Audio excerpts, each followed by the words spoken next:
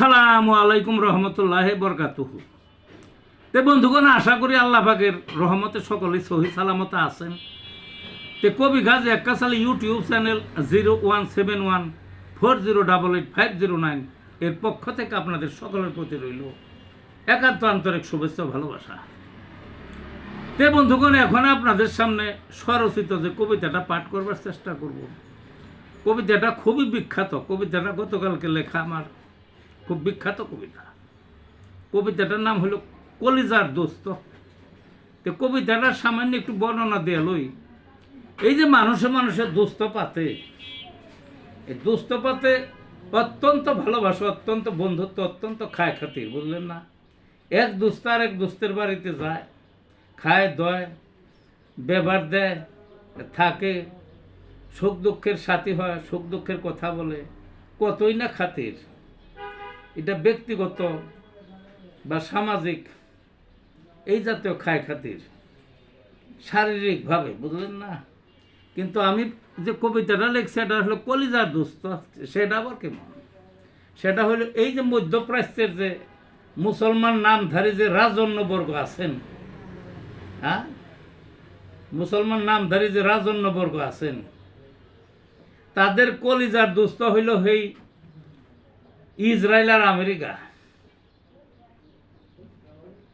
যেটা বললাম সাধারণ দোস্ত, যেটা আমাদের মধ্যে দোস্তি, এটাই যেটা ভালোবাসি আমরা শরীর বা মন দিয়ে বা ওই শারীরিকভাবে সামাজিকভাবে, বুঝলাম না? কিন্তু ওখানে কলিজাটা দিয়ে ভালোবাসে। আমাদের মতো গরিব দেশ পৃথিবীতে অনেক ওই গরিব মুসলিম দেশ আছে, কত মানুষ না খেয়ে রয়েছে, চিকিৎসার তো খবরই নাই, কত ভিক্ষে কত কিছু, কিন্তু ওই দিকে তাকায় না তো। ও ঢের সব কিছু দিয়ে দিতেছে ওই কলিজার বন্ধুদের।